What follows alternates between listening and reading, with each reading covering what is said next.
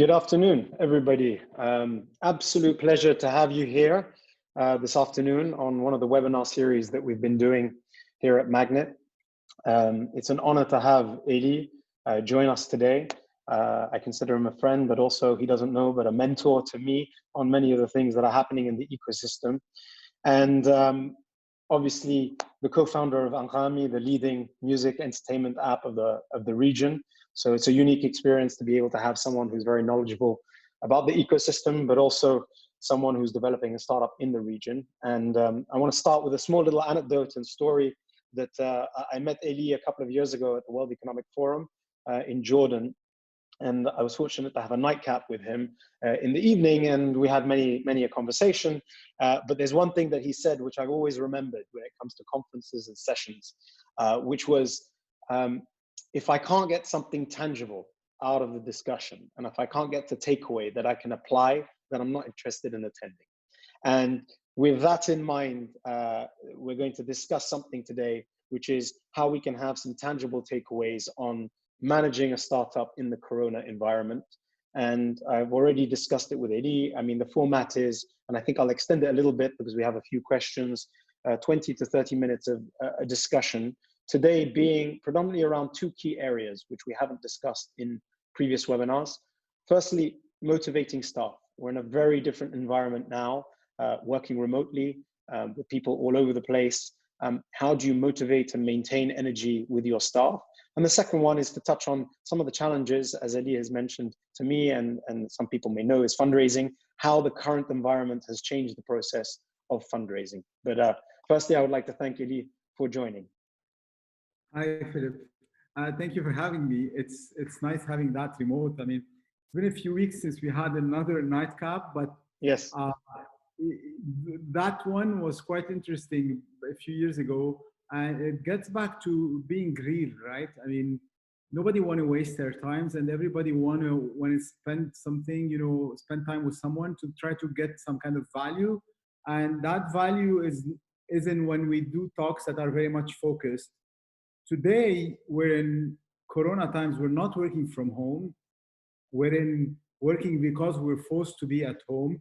So the different in the mindset, different mindset, and that mindset have been forced upon us. We're forced to work from home. So being forced is not something that people like to do. You don't want to be ever forced to do something. But then first, you go through different phases in your mind. Like, I don't want to, what am I going to do? How many movies I'm going to watch? What I'm going to be able to work or not? But then move eventually to a phase whereby this is going to last for a bit. And, I'm going to be accepted, and I'm going to be past the denial phase to acceptance phase and trying to make the quote unquote best out of it. And that was also forced upon us and Anghami. And it's good to be able to talk about that and to tell the attendees and what exactly did we do. So I want to start with, I mean, you were one of the first to not only do remote working out of Lebanon, which was already in a certain situation, but you were the first to promote it to all other startups. In fact, you were promoting through different channels to say, like, this makes sense. And you're not a small organization. I mean, you have 100+ employees. Many startups may have smaller, some might be bigger. But if we just try to break it down so it's practical, and you can give some tips to people that you've managed to implement. Let's start with like the top of the pyramid. Effectively, how do you effectively manage your management team and get them motivated, driven, and aligned in terms of strategy and vision in the current circumstances? Okay, so let's start from a small point first.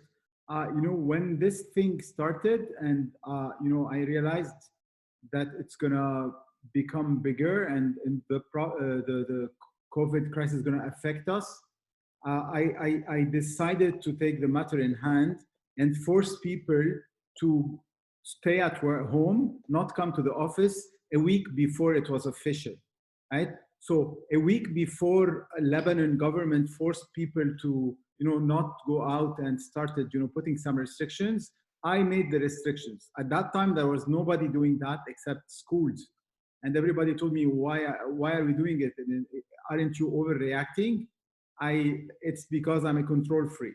It's because I said if I plan that and force it on people the way that it makes sense for us, uh, then I wouldn't have to just run, like a, you know, and be forced upon, right?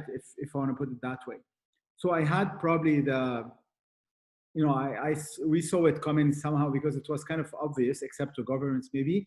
But we decided as management, and to go back to your question, is like because we hold our talks daily, so we talk as part of the management every day, and that is became more post-corona, not less.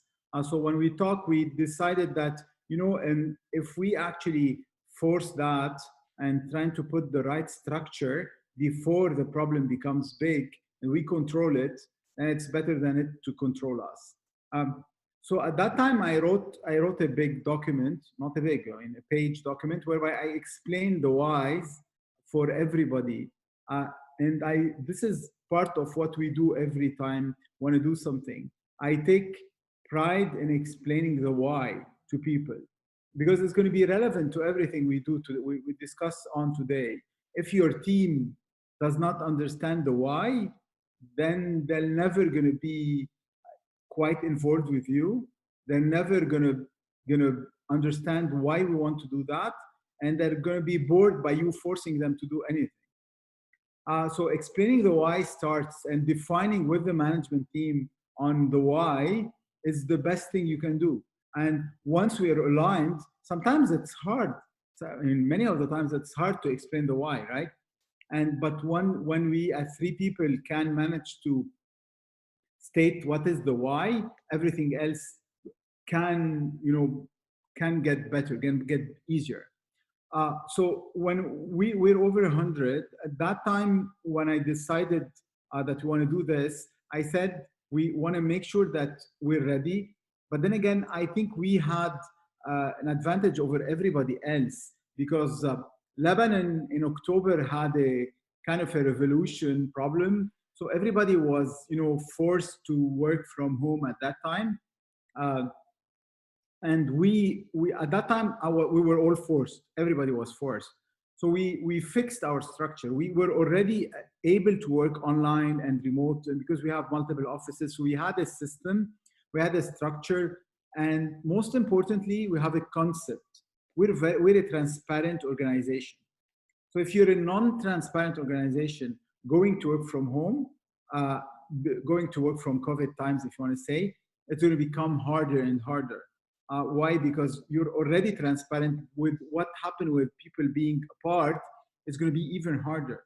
But first, we were a transparent organization whereby everybody has access to a lot of the data, understand the plans, that the roadmap, and understand what every team is working on, and whether they're succeeding or they're not succeeding, the KPIs, the analytics. So everything that I mentioned right now is available to everybody in the organization. By doing that, we already had solved the problem. So everybody, by being remote, they're still able to tap into the knowledge of the company, and people were forced, quote unquote, to share that knowledge. Because every time you have a project, you have to write the project in a post on our internal system, and people will be able to comment on your post, even if they're not exactly part of this segment of the business. They're able to give their feedback. They're able to say, no, maybe we should not do that, or should we do that. By having that transparency, we already had a lot that worked for us for remote times. So on this part, on the why though, I think when we discussed it, you said you actually spend more time with people explaining the why than the how. And if you get them to understand the why, then you leave them to be more bought in on the implementation. And I guess that then transcends down the organization. You never explain the how. If you explain the how, then why do I have that guy hired for? He's supposed to do the how.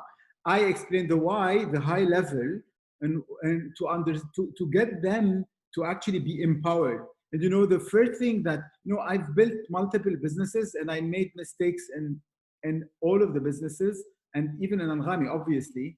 But one thing that I've learned is explaining the why, and having kids help me on that. So because, you know, I'm the boss of the home, right? I'm the father. If I tell them do this, they're not going to do it. It just doesn't work.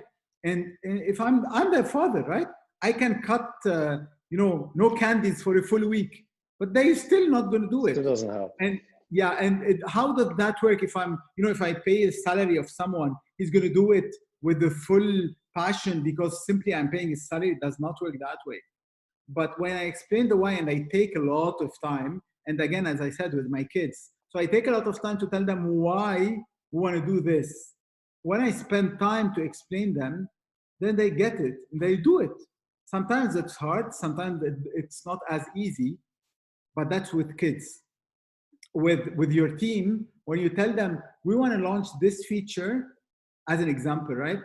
Not that one that you've been working on, because you see, if you launch that properly and if you get good metrics on this one, which is quick, which will require only 2 weeks time, relatively quick one, your project is going to be better off. And you're going to, because one, the success on this particular project is going to empower you to get much more engineers joining you. And the metrics that we're going to get are going to validate that your project is more needed. The guy, when he will, you know, see that if he spends this time, he's going to get much more engineers and he's going to have everybody aligned because this is going to validate him, and he's going to get much more dollars on this project because of that small one. He's going to feel, oh my God, I'm going to spend more time, and no, I'm not going to do it in 2 weeks. I'm going to do it in 1 week. And we've had a lot of people doing that. So this is why.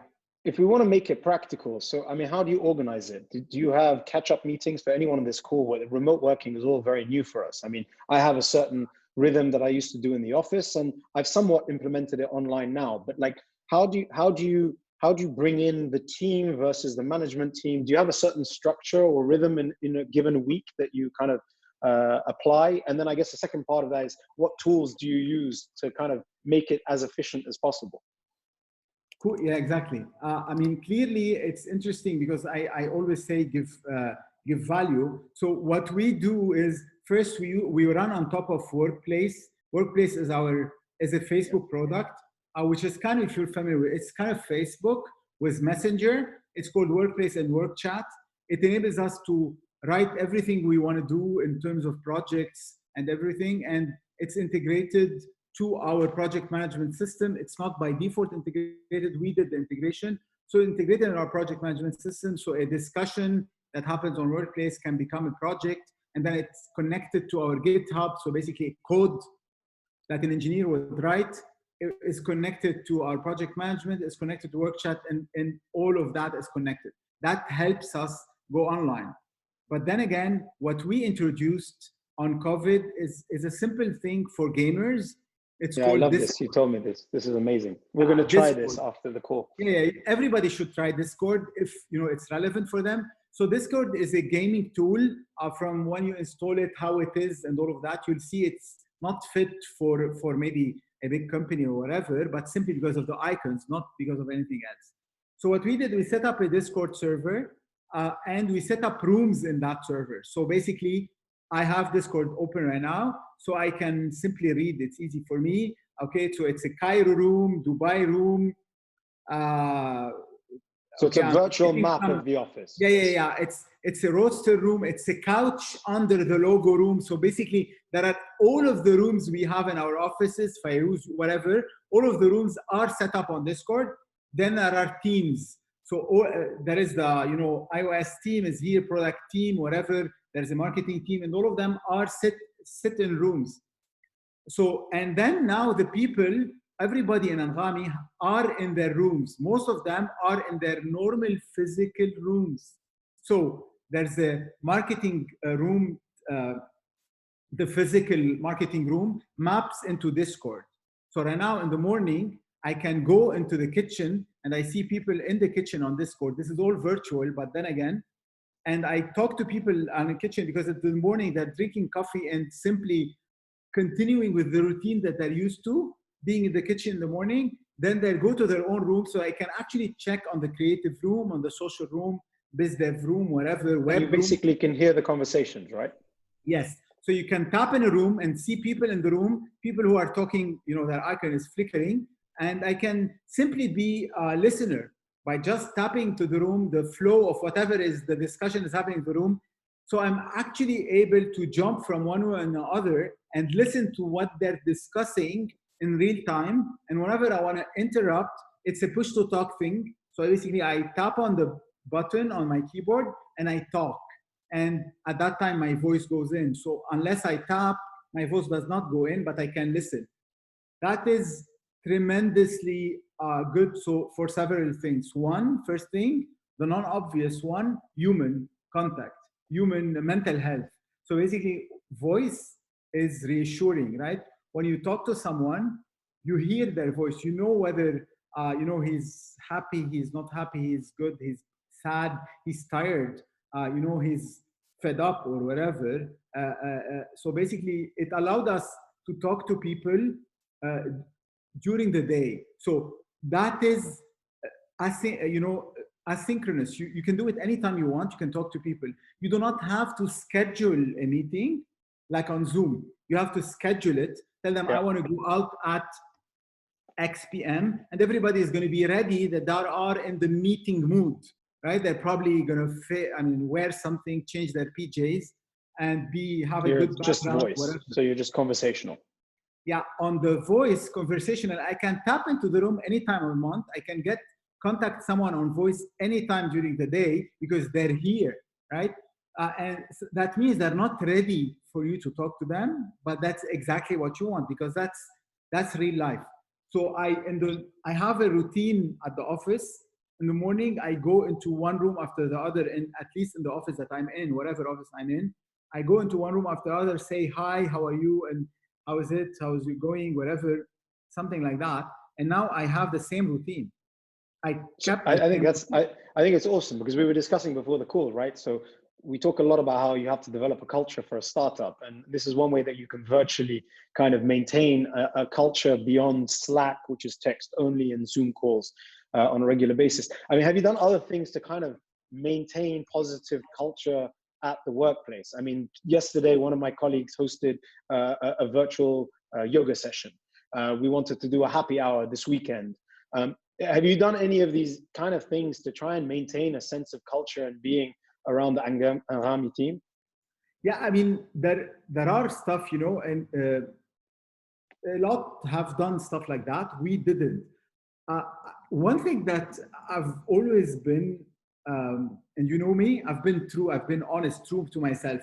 I don't like the fake things. I'm not saying that a fake yoga via Zoom does not work, but honestly, I understand that when you put the whole team online and like the way we've done it, which is they're online for the full day, and a lot of them are online on night working, and I'm tapping with them and talking to them on Discord. And we, as I said earlier, we have a kitchen, we have, you know, the stuff that are, you know, very cool, whereby we simply meet during the day to simply have fun. And, you know, we've done a happy birthday. We've sang happy birthday over Discord to people. So we are connected. Doing more becomes less to me, right? Again, I'm not judging anybody. I'm just saying that the way we did it, we tried to put everybody to be online with us. And we're a very much data-driven company. So we track a lot of things. So because we are a lot of engineering based, you know, 60% of the team are engineers. Every code commit is tracked. So I can see on my team how they're working, at what times they're working, and I see how hard they're working. So we're working. Productivity is throughout, seeing a sense of improvement. Yeah, I mean, productivity is high. Forget throughout. I mean, whether it's good or not. I don't want people to overwork themselves. But currently, yes. I mean, I have something which has been always the case for me. When I'm at the office, after 7 p.m., sometimes at the office, I usually go room by room, turn off the light, and tell people to leave. This has been something that everybody probably have seen me doing. Now I'm in real time. I'm looking at my team log. So I have Muhammad Mikewe, who've committed 2 days ago at 3:30 a.m. I have Ali committed at over 1 p.m. Rawan have been committing between 1 to 3 p.m. much more than regularly. So basically, this is Muhammad Agaili has been committing very green between 10 to 2 p.m. This is exactly what matched when we looked at our music consumption. People are not waking up at 6, 7 anymore. They're waking up late. I mean, a lot of people in the Arab world like to listen to Fairuz in the morning. That Fairuz morning listening usually peaks between 8 to 9 a.m. It's peaking at noon. It's peaking at noon today. And that does not make sense. Right? So I just, because I want to move on, just to allow a little time for the fundraising. Just, I guess, two things. One thing, like we always talk about, like the teams having to develop teams and etc. But let's not be fooled. There's a mental health issue, and there's a stigma around mental health at the best of times for all founders in the region. But especially now, I mean, there's a lot of stresses. Clearly, there's personal lives as well as professional lives. Each personal life is a little bit different. I mean, do you have any tips for any of the founders on the room to kind of manage the stresses of building a startup, the growth, the investor demands in this current environment, and maintaining your team culture while trying to stay sane? You know, the thing is, you create a routine. You create a routine, and that routine takes a lot of time, you know, to create the routine that would work for you. And I've done it over the years. And you say a startup is kind of, you know, ups and downs, all of it. You know, you have a valley and the mountain, whatever you want to call it. And we did not plan COVID-19. We've suffered. We're going through it, but we've always planned that there will be unexpected times. And mental health have been something that now in the past few years we've been talking about it. We've been saying mental health. Before, if you say it, it would be kind of a taboo. What I've always tried to do for myself first before for anyone else, and have a routine that I fixed for me. That routine is my, you know, what I like to go back to and feel that it roots me in my you know, my north. You know, it's my north star. It's like in the morning I wake up, I like to brew my coffee while, you know, brew my coffee myself while watching to the drip. That relaxes me, prepare my daily exercise. Then I start by reading part of the book, a book that I'm reading before, and I give it a bit of time. Then I start planning my day. Everything that you do, it now is more than ever is a time whereby you need to stick onto your routine, and you'll feel that the more you stick into it, whatever happens, you have that particular sense of ownership on your day. Nobody's going to take that coffee from me, right? I used to bike, you know, bike literally on the road. So and now I got a trainer, so I bike in the room without going out. Yes, I mean, so basically, I try to basically keep that particular thing which helps my mental well-being, and this is very important to keep this stuff and to build it over time.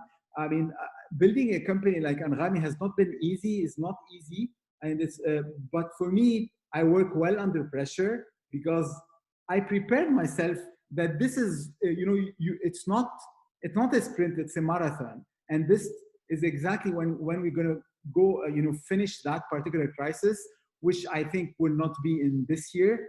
We're going to realize that people who've really planned for marathons lasted. People who thought we need to rush things or thought this is going to end up fast will falter. So for me, this is how I plan, how I look at things.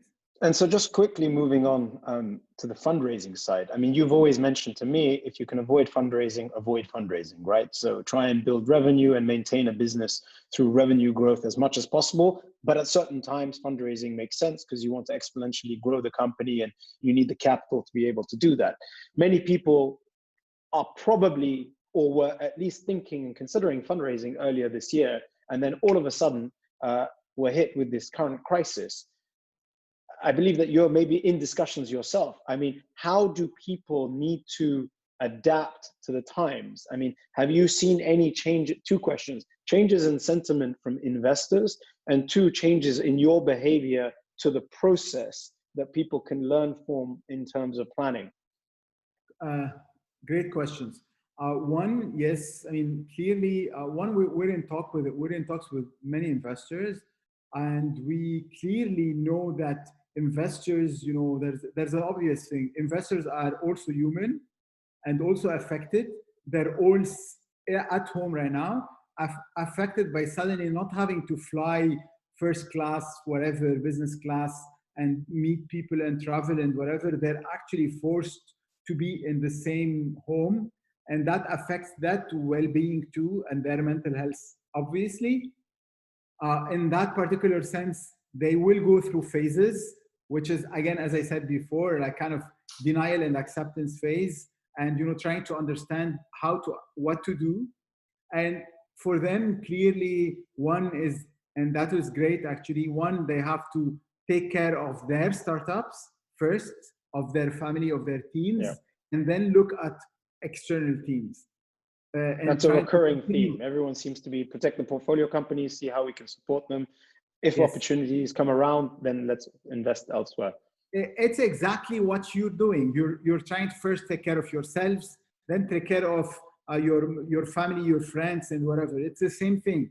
And they're doing it pretty. I mean, I kind of investors also. I think after this crisis, we're going to see some investors who've risen and some investors who will falter. I'm not seeing through. I'm not Nostradamus, but I'm sure that some investors will not, you know how to, you know, go through the rough seas that everybody's going through. So yes. So beyond that, I'm thankful for all the investors that we have that support us.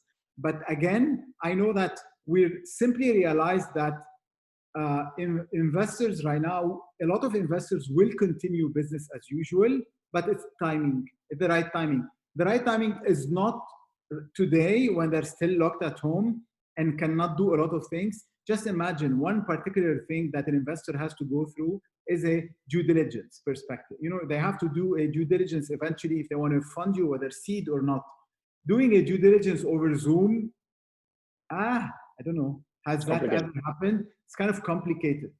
So generally, you need that particular human thing, which I totally realize that will actually change a lot of perspective. I see some investors even attending over here, so I'm pretty sure they're familiar with this more than me. For me, it's clear that from what we've learned, that we will continue our investment, I mean, our fundraising. It will happen. Most likely right now we see a shift of around 3 to 6 months optimally, a year at the worst case scenario. And that involves us getting into that perspective. And no founder is prepared to simply shift an investment by a year unless he actually does not need the investment, right? So I'll go back to the original thing you said. You know, I see a lot of seed startups too. I mean, at least some names that I know. I think honestly, a lot should not be going to an VC right now if they don't have to, right? I mean, the best thing, I think I've told you that I'd like to have millions of investors, and those millions of investors are users paying me a recurrent $5 a month. That's my best form of revenue. Exactly. Those are the ones that I need. And I mean, with the respect to the other investors, but those are the ones we need more. Right now, people are gonna simply try to figure that a lot are being fired, a lot are furloughed or whatever, they're being let go or reduce salaries and all of that. So they will try to say that if I'm not gonna spend unless anything is very critical to spend on, otherwise I will wanna change, not spend on it. And that's gonna affect our income and the investors' income at the same time, because investors work with LPs. LPs must be freaking out with the stock market and with the oil market again. So for me, it starts in, okay, so let's go back. This is a crisis and I have to rethink everything. Rethinking everything is a motto for us right now. not for Anghami. I mean, for Anghami it is, but I think for everybody should be the motto. The thinking basic stuff, like, maybe you're paying for parking at your office and you're not going to the office right now. I mean, I'm talking basic stuff, right? But then again, it goes back to communication. How does your company or startup communicate? Some companies have an advantage, right? Maybe if they're not in travel business, let's say, which should be at a disadvantage as an example, but other logistic businesses might be at an advantage right now. So you want to rethink if you're actually, your business might benefit from people staying at home. Yes, you're going to rethink your message, but most likely you don't want to put in Corona on top of it, right? Or COVID or whatever, because you want to be human, and humans don't, I mean, let's realize we're talking to people who are affected, and as we've been saying it, and I see sometimes some startups forget that they're not supposed to seek growth.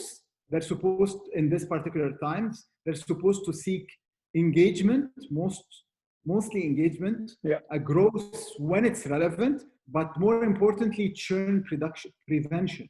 Because now losing users today is hard, because acquiring it with reduced marketing budget is going to be kind of much harder. So maybe if you have a SaaS, giving a month for free and increasing your retention of your customers is not such a bad thing, right? Giving a month for free for people affected will actually increase your relationship with your customers, and hopefully increase your LTV eventually, because people are going to remember who helped them and who didn't help them when they're down. If anyone has any questions, I'm going to start taking questions in a minute. So please share them in the Q&A. I mean, so we had Nelio, who is here doing the growth hacking, and he said exactly that. He was talking about how now is not a time to acquire customers. Now is a time. I did not hear that, but yeah, I like, it's good to be in sync. Yeah, no, he was saying that you need to build the top of the funnel. He was saying that, like, right now it's about building the top of the funnel where you can, so that when things get to a better environment, you can begin to convert them. But exactly what you said as well, people are a little bit allergic now to COVID-19. People know that this exists. Now it's about kind of warming the relationship. Just before I start taking a few questions, I mean, what have you seen the discussion around valuations? For those that are actually we're having a full webinar on Monday with Walid Fazza, which is going to be interesting because he has a Chinese VC from MSA Capital, and he's going to be talking 10 weeks in the future, i.e. what's happening in China now, 10 weeks on from what's already happened and what's the new norm. But for anyone that's fundraising, I mean, valuations, currently you're not going to have the same growth projection as you may have, well, some companies may, but the majority probably don't have the same growth projections as they did or predicted in January. And how do you defend against investors, all of whom, I had 2 conversations earlier today with them, who are saying, finally, we're going to see a correction in valuations in the region, which is long overdue. And they're going to double down on this by using this as a reason to kind of manipulate conversations around valuations. Have you been seeing that, or are you seeing people stick true to their word of previous discussions? I can't say that I have personally, have had that discussion right now. So I can't particularly talk about first-hand knowledge, but basically from people that I'm talking to, and clearly investors are going to be using psychology of everybody's affected and actually trying to get them to reduce their valuation. That's kind of very normal, and we're seeing it. When you discuss the China thing, it's very clear.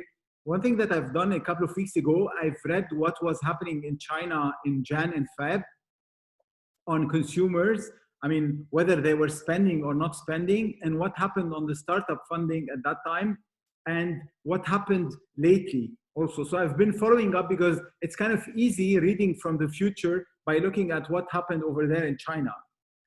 So clear that they're going to be cut, but only when there's a lot of, let's just say that there are investments and valuations that are overblown in the Middle East and abroad. Forget Middle East, probably abroad, much more overblown. And now is a time when the bubble will burst. But if you're actually running a tight ship and you're controlling your spending and you're growing your revenues properly and without the fluff, you're going to still get a good, you can still get a good valuation, and as it should be. But a lot of people who had 10, 20x valuations and they were pushing them, yeah, most likely they're going to go down to the ground on being 4, 5x, which is probably still reasonable, right? But I've already sensed that happening last year with the IPOs. A lot of IPOs have put that to the ground.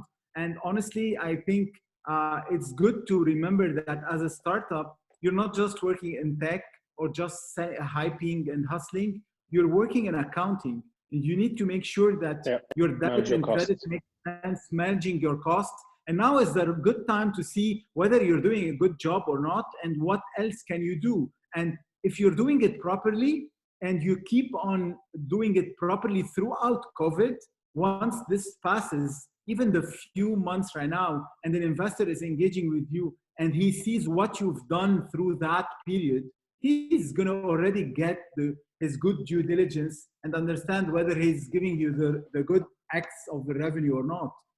Cool. Take care of what you're doing right now. Don't spend stupid money to grow and then get a bubble and then see the investor reneging on his word, because you're probably doing some bad stuff. So don't just jump and doing stupid things right now, because that's a period whereby, we were talking with someone, an investor, and then he told me generally I'd ask what people do in crisis, part of the discussions, but based on what I've seen you doing right now, I'm going to skip that question because I think it's okay, it's handled. Because that is how you run a company in crisis, and that's the data and the metrics that will happen in March, April, May, are going to be great for any investors to look into, because that will be raw how you handle in the crisis. So we're getting some questions in, so we'll try and keep them short answers, but we'll try and get to as many of the questions as possible. I think there's an interesting one here. We talked about how to get people to buy in. You said the why is very important. And what if there are people that don't buy into the why and they disagree? The question is, how do you ensure company-wide alignment? I'm not sure that you can always get company-wide alignment, but how in this sensitive time do you deal with people that may not agree with what you're thinking, that you can't grab a coffee with and go and sit down with them? How do you deal with those types of situations? In the company, inside or outside? Inside the company. Yeah, clear. There's one thing that I've always said, probably heard it from me. We talk about data. We say in God we trust, but in the rest we test. We put God aside and the rest we test. We have data, and data builds our what you call emotions. So it's not because I say it. I need data to be, to tell it, say it with me. So when you have that particular structure, whereby if I'm defining that this is what we should do, let's say we should cut that particular offer that we have running, right? And then the person who's owning that particular offer or conversion funnel tell me, no, I want that. It's good. I've worked hard on it. I've set it up, and I've been working on it for the past 6 months. That could be an argument whereby I'm going to boss out on him, but that's not what we want to do. We want to actually put the funnel, put the analytics, put the data, and ensure that we're aligned by looking at the data. Do you see that post-COVID, the retention on that thing went down? People actually clicking CTR went from 25% to 5%. Once this data is there, in your line of businesses, it might not be CTR, it might be something else, but it has to be transmitted to data. Because at the end, we are running a company and we want the company to go up and to the right. To go up and to the right, we need alignment. We need the company all to actually realize that the next step that we're doing, if we decide to shift into something else or actually use that particular, having every company right now is trying to do digital transformation, forced digital transformation because of COVID. I have a shop, I want to go online because right now, my shop is closed. A lot of people are forced to do that.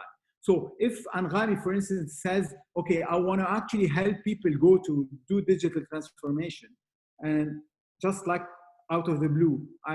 People are going to tell me why, and I want to be able to force it upon them, and not by telling them, I'm the boss, but by writing. And this is, I've spoken about it before. We've asked our team that every discussion, before having a discussion, we need to have a documentation. That is a Google Docs, basically Google Docs, and people will share Google Docs containing all their ideas, and we go with their ideas. When people are not in front of each other, even if we're on Zoom, they can still read it. Ideas tend to get lost.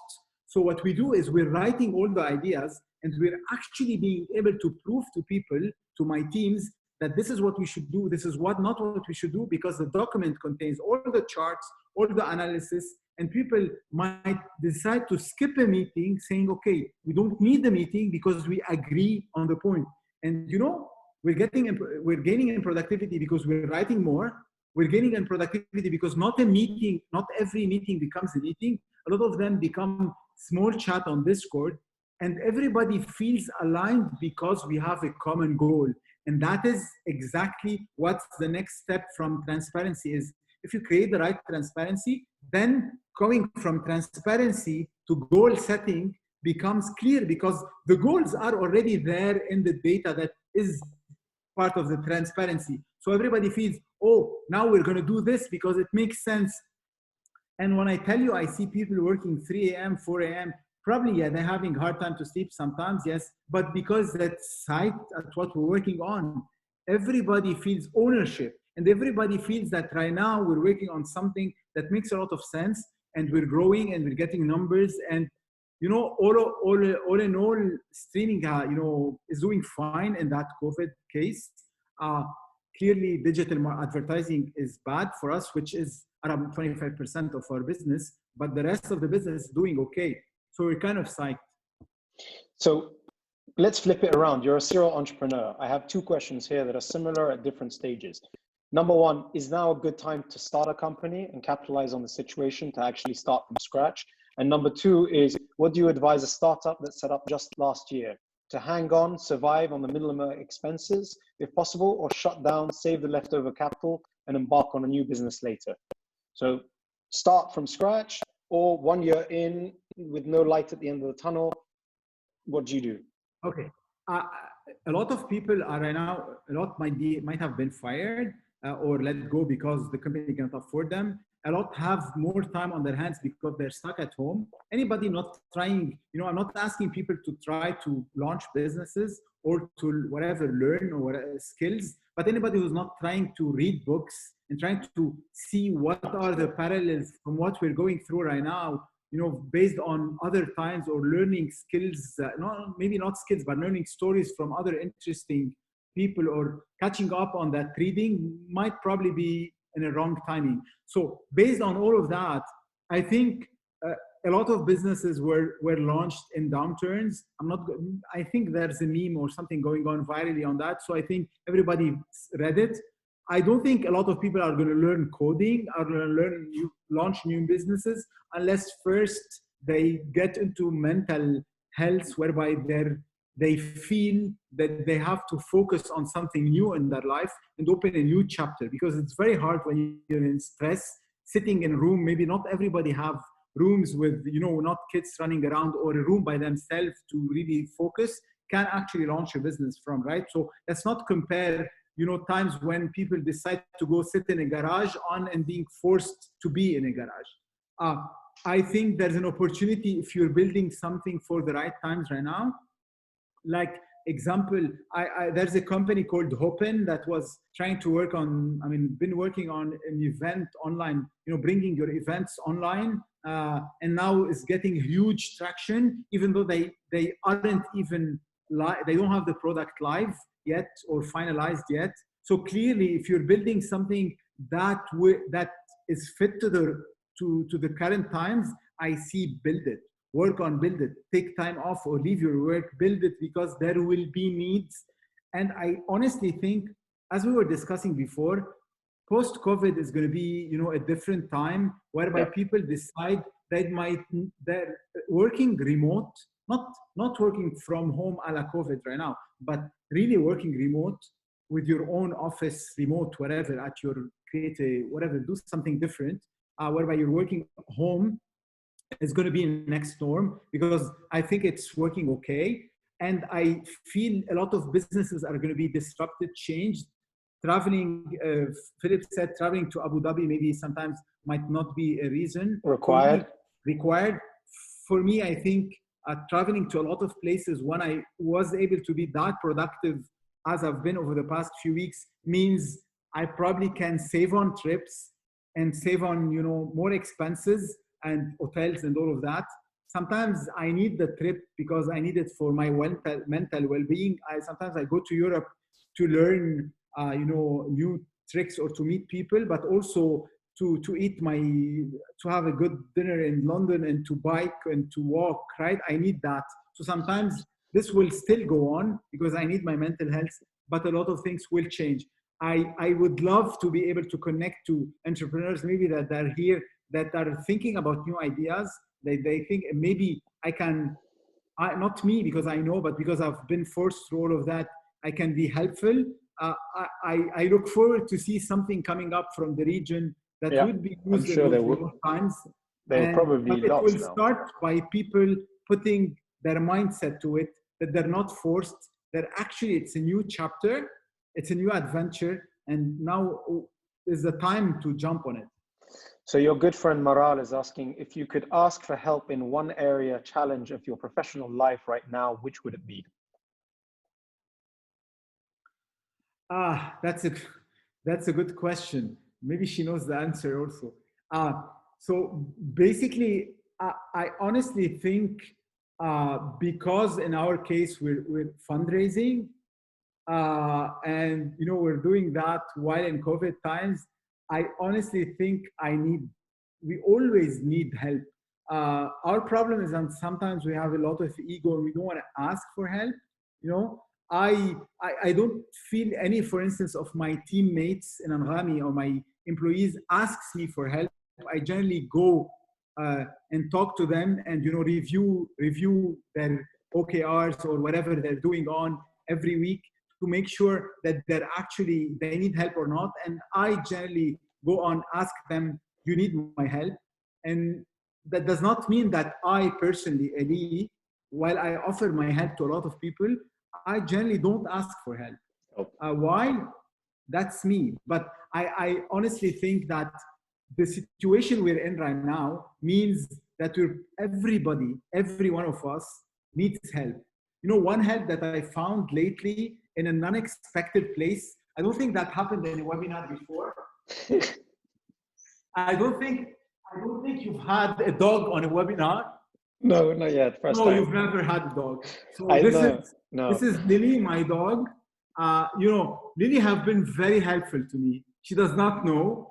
Maybe she knows. But Lily have been very helpful because the time that, you know, I've walked with her every night for an hour, and that is part of my mental well-being and, you know, reaching out for someone. She's totally Lily looks very baffled right now.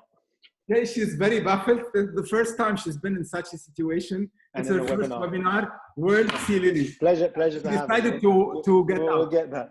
I don't want to take up too much more of your time. I've also honestly taken up plenty, but I think there's a great question which we were mentioning before from Mr. Ram and Jagli. He says, would you be operating some of your processes, activities and meetings and or working remotely for a day and a week or so once things go back to normal? And in the broader context, do we believe we are creating new norms for the time being, or are we going to be going and reverting back to usual? You kind of alluded it in terms of travel, but in terms of behavior of people. Mr. Rahman has a great question. I honestly think a lot post-COVID is going to be based on the experiences that we've gone through right now.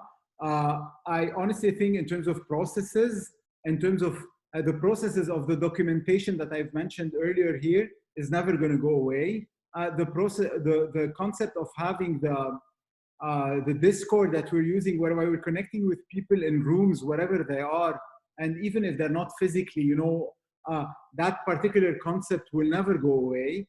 And a lot of the processes that we've introduced in terms of the daily calls that we're making right now, but without the meetings, I think we're going to have less meetings Because what we've gone through right now, because by being online all of the time and But you sharing, find you don't feel like you're doing more meetings? I'm on calls all day long. Like everything has become a meeting. that's exactly what I wanted to avoid. Because at the first weeks, we were actually doing meetings as if we're meeting scheduling a meeting all of the times. And then it became, if I have the product room, the people are in the product room, and if I need to actually discuss something with them, You tap in. in your case, probably you're going to call for a Zoom meeting to discuss it. In my case, I'm going to walk to the room virtually and ask a few questions with them, get alignment on something, and then avoid the meeting by having had the talk with like 3 minutes talk, just impromptu. And that is what real stuff happens on, right? And if you have a structure whereby you have everything documented, and I've probably not mentioned it right now, but we've taken that time to actually work on our internal documentation, because we said if we fix during when people are sitting at home and have a bit of more time, if we can divert part of their attention into creating internal documentation for us, then we're going to benefit on longer term. So we've written over 1,100 pages. We just did the script. Yeah, I just did a script just to tell Philip, because I don't like to put wrong numbers. So 1,165 pages. We've written them. Why did we do that? Because we said if we actually divert part of the people's attention onto documenting processes and documenting, internal work and internal projects, they're gonna feel that, wow, my work is 50 pages. This is what I've done, and I have it documented, and I'm going to be proud of it. And everybody else, in terms of onboarding right now, I can send to someone a document instead of having to spend a couple of hours explaining him something and babbling, because we don't have a documentation to that. So a lot of those processes that we've done are going to remain for years, and I'm thankful that we've managed to divert attention. So this is exactly it. Use that particular time on doing stuff that makes sense to you. And a lot of the things might be stuff that we've simply avoided over time doing. Elie, thank you very much, as always. Thank you, Philip. Insights are extremely useful and extremely helpful. Thank you to everybody who's joined us. As I mentioned, next week on Monday, we'll be speaking to Walid Fazza on insights from China and how they're going to apply to us, and specifically on the subject of valuations and how things are being developed. But Elie, please stay safe, stay home, stay sane. And I look forward to when we can have a drink together, either here or in Lebanon, if not virtually. And if anybody, because there are people that asked me questions, I didn't get to answer them. My email is elie@anghami.com. If they need to, elie@anghami. And if you send me, please, on WhatsApp now, the link of Discord, I'll send it in the wrap-up email as well for anybody that's interested in the platform. Yes, sure. I'll send Discord link. Awesome. Right. Thank you very much. I appreciate it. And thank you, everybody. And I'll be sending a wrap-up email for the video, which we'll be posting online as well. All right. Thank you. Take care. Thank you. Say bye to Lily. Thanks. Bye.